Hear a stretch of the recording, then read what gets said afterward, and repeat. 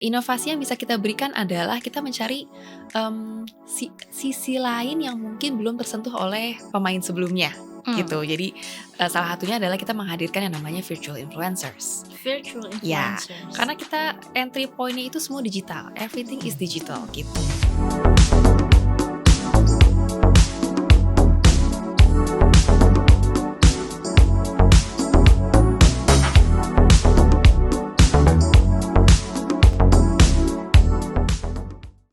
Hi, welcome to Volare Talks, a podcast by Volare Advertising Network yang akan membahas berbagai macam isu terbaru di dunia digital marketing, advertising, bisnis, dan masih banyak lagi. Saya Piksarani and I will be your moderator for this podcast. Episode kali ini, Volare Talks akan berbicara tentang peran Blue by BCA Digital dalam menghadirkan inovasi dalam layanan perbankan digital, bagaimana mereka menjaga relevansi dalam market yang selalu berubah, serta strategi digital marketing yang sukses. Sudah bersama saya Mbak Brigida Alexandra, Head of Brand and Awareness Marketing Communication di Blue by BCA Digital. Thank you so very much Mbak sudah menyempatkan di kepadatan schedule dan huru-hara pekerjaan. Terima kasih banyak and welcome to Volare Talks. Thank you. Langsung aja nih Mbak, Okay. Bisa diceritakan sedikit nggak nih Mbak Brigida tentang Blue by BCA Digital? Oke, so Blue itu adalah produk dari Bank BCA Digital. Hmm. Jadi BCA Digital itu juga sering banyak mendapatkan pertanyaan ya orang-orang, bedanya sama BCA itu apa gitu. Jadi BCA Digital adalah salah satu anak perusahaan dari BCA, di mana fokusnya itu adalah digital bank, gitu, untuk meng-cater nasabah-nasabah yang tech heavy. Jadi memang sudah ibaratnya digital native gitu. Jadi yang sudah kebiasaan enak apapun tuh dengan smartphone gitu ya, nempel sama smartphone-nya. Nah, disitulah kita fokusnya, bank digital untuk the tech savvy. Oke, the tech savvy. Kalau kita ngomongin peran nih Mbak, peran seperti apa yang Blue mainkan dalam menghadirkan inovasi dalam perbankan digital? Kayak gitu. Oke, kalau inovasi bisa dibilang persaingannya tuh sudah cukup ketat gitu ya. Sudah cukup banyak bank digital yang lain yang sudah cukup lebih megang gitu ya, dengan customer base mereka juga sudah cukup quite mature bisa dibilang begitu. Nah, inovasi yang bisa kita berikan adalah kita mencari sisi lain yang mungkin belum tersentuh oleh pemain sebelumnya. Gitu. Jadi salah satunya adalah kita menghadirkan yang namanya virtual influencers. Virtual Ya, influencers. karena kita entry point-nya itu semua digital, everything is digital gitu. Tapi kita nggak mau kehilangan sisi manusianya. Oke. Human Menarik. connections-nya gitu. Jadi Yeah. kita pengennya ketika membangun brand Blue ini, ketika mereka berhadapan dengan aplikasi Blue, itu bukan sekedar berhadapan dengan aplikasi aja. Kayak mereka berhadapan dengan screen aja gitu. Jadi pengen ada mereka itu rasanya berinteraksi sama manusia gitu. Nah, jadi akhirnya kita berusaha untuk memanusiakan, menghumanize the brand gitu. Salah satunya adalah menghadirkan si virtual influencers. Di mana virtual influencers ini tidak tanggung-tanggung ya. Biasanya cuma satu gitu ya. Ini 3 kita keluarkan. Jadi 3 ini adalah Benny Leuta. Inisialnya tuh Blue lah. BLU. Gitu. Nah, jadi mereka ini menggambarkan tipe-tipe customer kita. Gitu. Karena nggak mungkin kan kita cuma menggeneralisir jadi satu karakter gitu. 3 aja sebenarnya kedikitan kalau untuk mengcategorize our customers gitu. Jadi 3 lah yang bisa dibilang major representations gitu. Jadi ada 3 ini, di mana 3 karakter ini oke lah, ini menjadi perkawinan gitu. Ketika mereka itu virtual influencers, they are actually digital, tapi mereka juga bentuknya human gitu. Dengan segala cerita, bentuk dan karakternya. Seperti itu. Itu salah satu yang mungkin bisa dibilang cukup berbeda dari bank digital lainnya gitu ya. Dan itu juga sesuai dengan konteks ya, karena waktu itu kita lagi heboh metaverse. Terus udah banyak juga virtual influencers di negara lain, itu juga cukup ternyata they don't find it weird, but they can find themselves kayak mengidolakan sih karakter-karakter ini. Nah, tapi di luar itu secara produk kita juga menghadirkan namanya Blue Gather. Jadi kita bikinlah si aplikasi ini dengan fitur Blue Gather namanya. Jadi bisa patungan itu lebih dari 25 orang. Oke. Gitu. Jadi bisa jadi satu itu, dan itu transparan. Jadi kalau si bendaharanya ini curang, iseng, dia bawa kabur uangnya itu kelihatan. Semua orang akan dapat notifikasi gitu. Jadi ada yang udah bayar, ada yang belum bayar, itu semua ketahuan Ketrek gitu. Ya, Mbak, ya, di situ. Jadi kadang-kadang ada yang suka bayar agak telat gitu kan. Nah, itu pasti akan ada rasa FOMO karena ngeliat aduh semua orang udah setor nih gitu. Jadi akhirnya dia nyetor juga. Gak enak juga kayaknya. Betul, ada rasa gak enak gitu. Disitulah akhirnya si Blue Gather ini menjawab kearifan lokal kultur kita tapi untuk perusahaan perbankan. Gitu. Jadi tadi ada virtual influencers, ada Blue Gather, dan how to humanize like the app themselves. Dan maksudnya buat orang-orang yang tech savvy juga ya, Mbak, karena base juga emang yang kesana gitu, yang tech savvy. Terus nih Mbak, seiring dengan perkembangan teknologi dan perbankan digital terus berkembang, cara apa yang Blue lakukan untuk tetap relevan dan kompetitif dalam pasar yang berubah ini? Mungkin tadi Mbak sudah mention the virtual influencers, terus ada Blue Gather juga. Mungkin ada dari sisi teknologi apa aja nih Mbak kira-kira yang Mbak lakukan untuk Blue buat tetap relevan dan kompetitif? Karena digital everything is very database gitu ya. Jadi kita benar-benar bisa melihat apa yang orang butuhkan based on their habit, based on their pattern behavior gitu ya. Nah, jadi ketika kita menghadirkan sebuah campaign, kita ingin mengkomunikasikan suatu message gitu ya di dalam suatu campaign atau apapun, itu bisa personalize.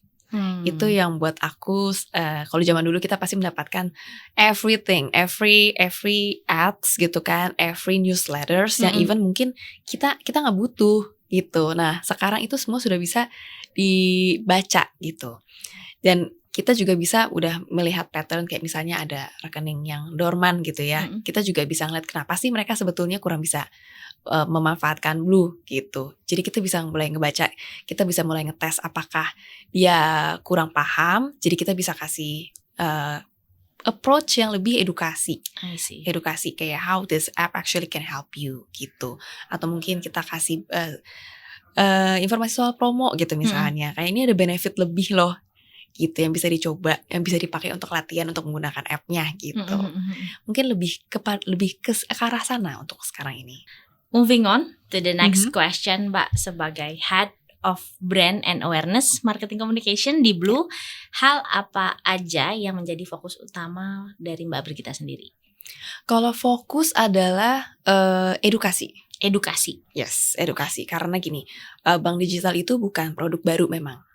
Tapi despite kita memang mencari customer yang tech savvy, yang sudah digital native, everything is in their smartphone gitu ya.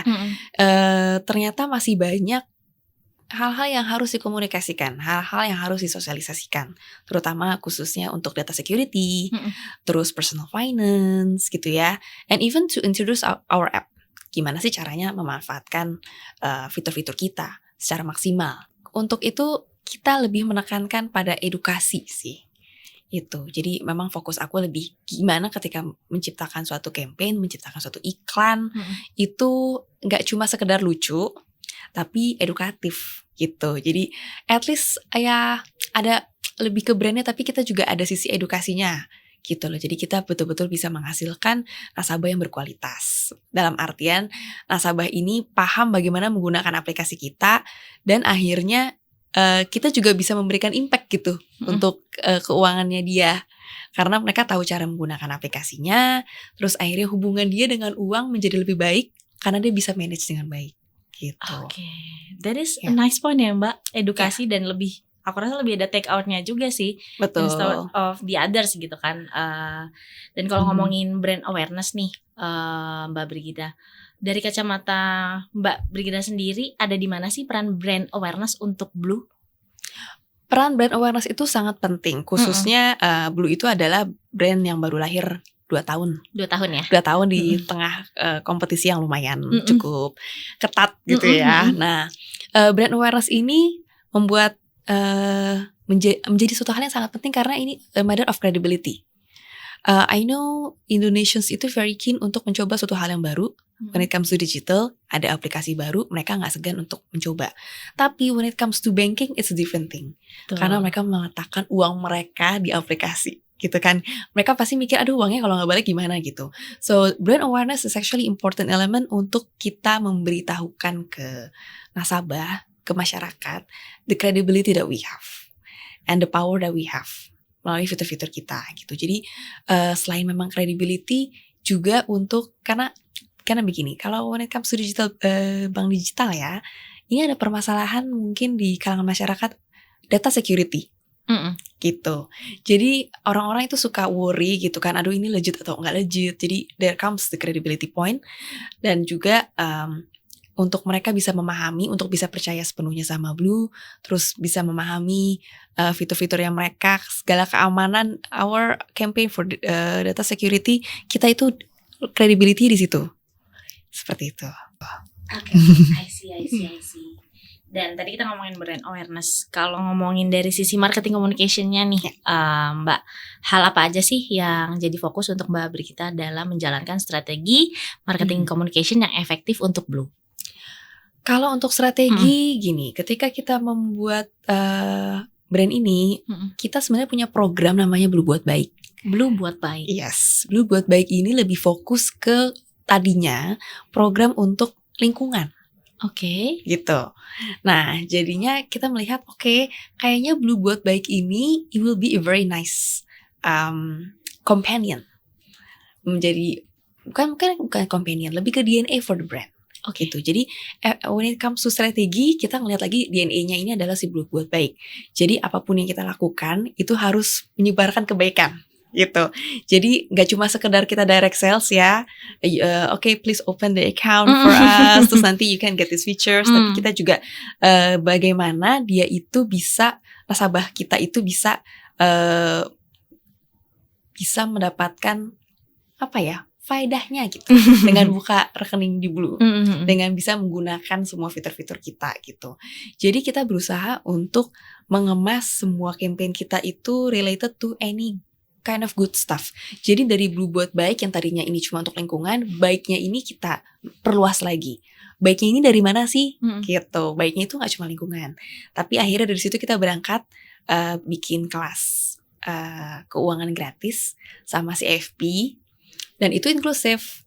Kita ada sign language interpreter, kayak penerjemah bahasa isyarat gitu ya, jadi inklusif.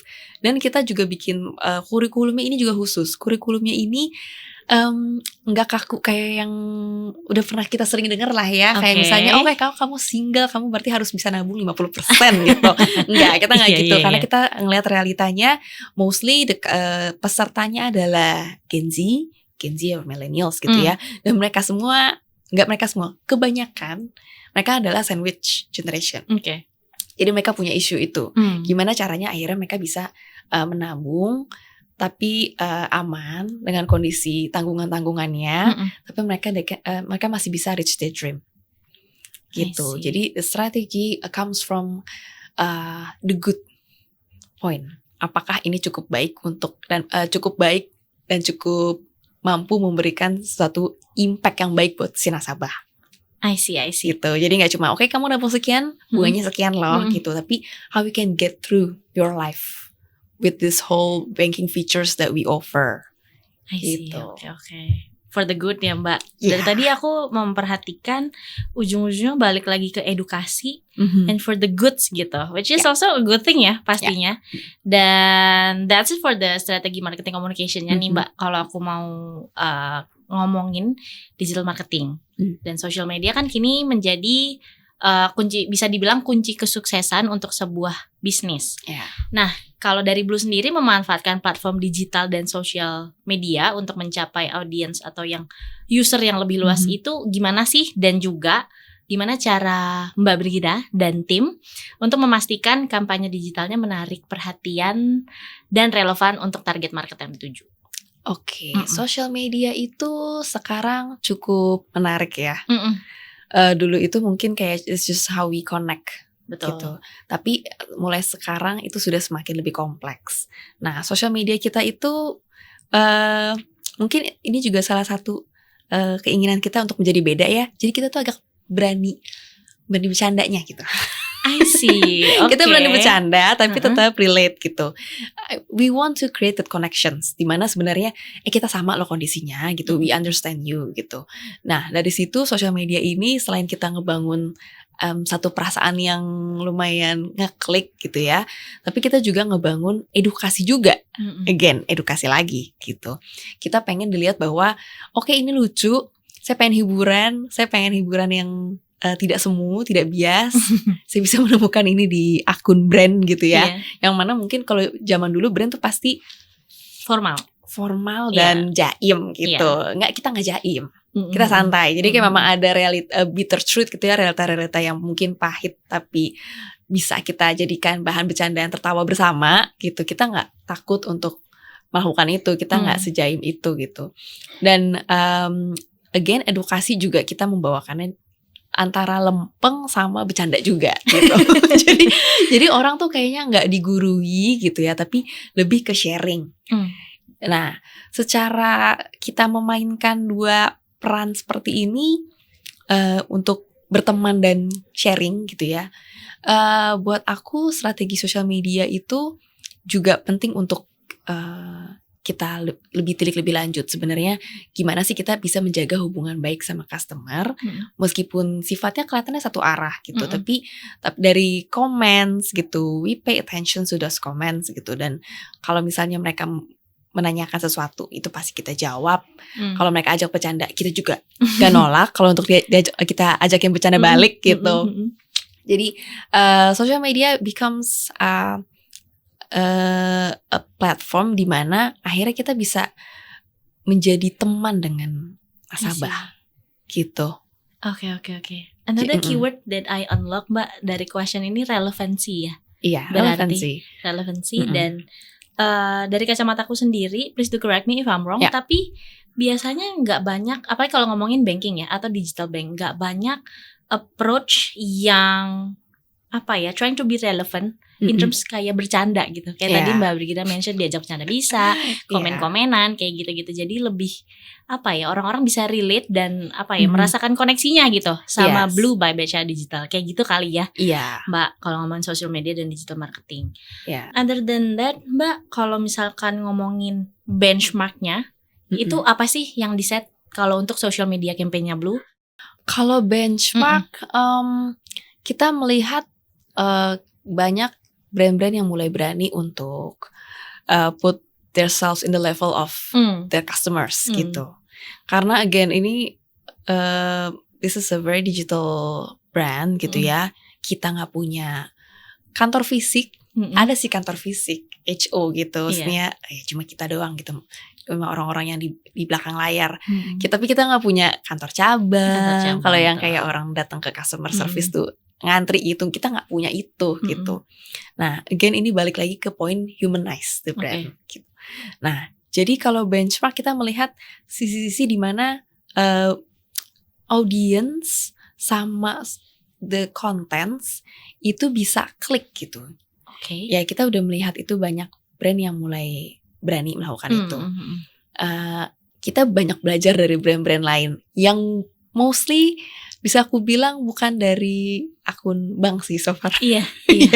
Ya kan ya, kita ngerasa kayak oke, ini bisa menjadi media untuk kita tuh ibaratnya nongkrong digital bareng gitu. Nongkrong virtual sama nasabah. I see. Jadi kalau benchmark I can say a lot. Udah bisa dibilang gak cuma ada satu lagi yang bisa sebut, tapi banyak banget yang bisa disebut. Dan itu in many kind of cases yang bisa diangkat sih gitu. Oke. Thank you Mbak. Moving on Mbak to the next questions. Tadi kita udah bahas benchmark, strategi, social media, digital marketing. Kalau misalkan aku balik lagi buat branding dan marketing communication, challenges dan opportunity apa aja sih Mbak yang Mbak Brigida hadapin selama ini gitu? Oke, challenges-nya adalah sebagai orang brand ya. Mungkin ini juga dialami banyak orang brand sih.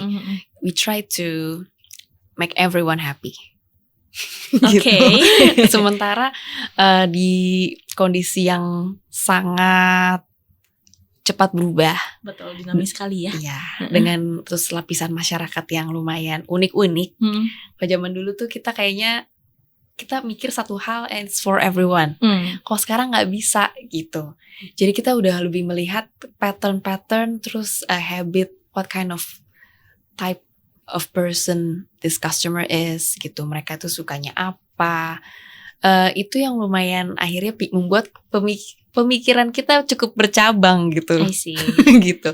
Sementara bisa dibilang kita pengen cater mereka semua, but again we have limited budget. That's our truth gitu kan. We have to tackle it no matter what gitu kan. Kita harus tetap bisa serve our customers. Mereka banyak macam-macam, banyak rutenya.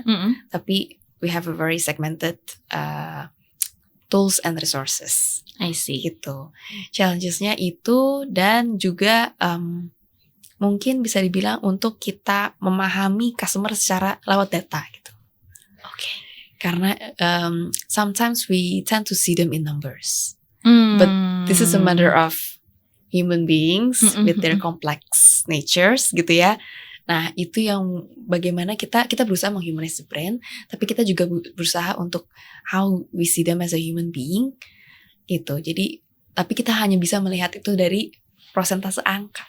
Dari data ya Mbak. Iya, itu dia. Gimana kita bisa put our imaginations of what kind of these people are up to gitu. Mereka suka apa enggak sih sama iklan kita gitu.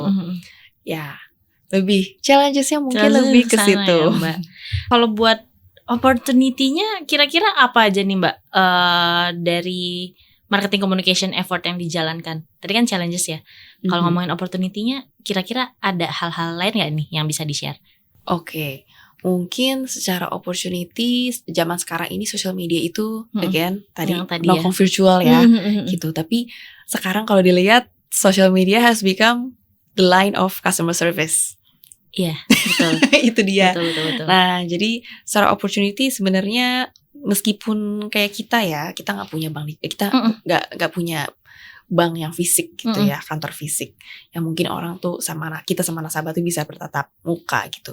Tapi kita punya banyak very challenging routes gitu ya untuk kita tuh sebenarnya bisa mengenal mereka gitu. The opportunity for marketing itu akan bisa lebih kreatif lagi sih. Untuk sebagai seorang marketer, gimana kita bisa reach our customers with a good approach. Sebagai Head of Brand and Awareness Marketing Communication di Blue, tujuan utama dan goal seperti apa yang ingin Mbak Brigita capai personally nih Mbak buat Blue? Oke, aku personally pengen banget Blue itu bisa menjadi brand yang top of mind. Top of mind? Ya, top of mind bukan cuma sekedar bank yang reliable gitu ya. Tapi juga aku pengennya ketika melakukan sesuatu, every campaigns or any programs tuh pengennya Blue itu bisa mengubah hidup mereka menjadi lebih baik. Gitu. Jadi kehadiran kita itu nggak cuma bikin orang itu bisa transfer, bisa nabung gitu. Pengennya I want more than that gitu. Dan aku pengen brand Blue itu diingat sama masyarakat tuh karena bisa berimpact yang sangat jauh buat mereka. Gitu. That's why we press on our education dan lain-lain itu. Jadi nggak cuma sekedar mereka tahu cara nabung, nggak sekedar mereka itu tahu cara transfer, tahu cara bayar PLN atau apapun dengan mudah gitu ya. Tapi bagaimana mereka bisa manage their personal finance gitu. They can manage their dreams, they can manage their future karena hubungan mereka dengan uang itu baik. I see. Toolsnya itu, which is toolsnya dari Blue ya, semua fiturnya Blue itu kita bisa membuat hubungan nasabah dengan uangnya menjadi lebih baik, hubungan nasabah dengan bank juga baik gitu. I see. Itu sih top of mind, that kind of top of mind. And gitu. I believe kayak bukan someday, tapi akan sih Mbak, sooner ya. Amin. Karena aku ngelihatnya dari tadi Mbak Brigita menekankan education buat user dan juga ada relevansi juga. I think sooner lah ya Mbak bisa menjadi top of mind. Amin. Oke. Kita udah mau two last questions nih Mbak. Next is kalau katanya point of view Mbak Brigita tentang masa depan dari digital banking di Indonesia tuh dari point of view Mbak seperti apa? Masa depannya, I think there will be time, mungkin gak sekarang, gak mungkin gak tahun depan, tapi mungkin it will take more years, tapi kita semua akan mengarah ke digital bank. I see. Gitu. Karena kita udah merasakan kemudahannya, merasakan segalanya itu jadi mungkin karena everything is digital. Betul. Gitu. Nah, jadi masa depannya mungkin everything is gonna be all connected gitu ya. Jadi gak ada pemisahan antara saya dan bank. Kita tidak melihat bank menjadi sesuatu hal yang dingin, hal yang jauh, tapi menjadi sesuatu yang sangat dekat. Gitu. I see. Yeah, I think that's gonna be digital bank in the future for us. I see. Dan aku bisa relate somehow buat digital bank in the future karena rasanya lebih fleksibel gitu Mbak. Betul. Ngapa-ngapain gak harus datang gitu, tapi bisa online gitu. You can actually multitask gitu kan. Yes, betul. Bisa dari kantor, bisa dari rumah, bisa dari mana aja. Without have to commute untuk ke kantor cabang dan segala macam. Oke Mbak, last question. What's next for Blue? Dan apakah ada pesan atau informasi yang mau Mbak Brigida share buat penonton? What's next for Blue? Definitely kita akan coba perfecting our app. Dibikin lebih cepat, dibikin lebih stabil, fitur-fiturnya juga kita tambah terus. We will definitely have more awesome collaborations in the future gitu. Dan definitely silakan dicoba Blue-nya. Of course kita akan coba. Yes. Thank you so very much Mbak Brigida sudah menyempatkan buat sharing nih di Volare Talks. Hopefully semuanya berjalan dengan lancar buat Blue, semakin sukses, semakin menjadi top of mind. And I believe it soon. Karena aku suka banget dari poin Mbak Brigida dari tadi mentionin dan menekankan ke education dan juga relevansi kayak gitu.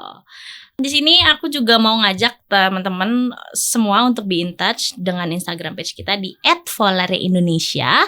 Piksarani is signing off dengan Brigida Alexandra. I'll see you on the next episode. Bye-bye.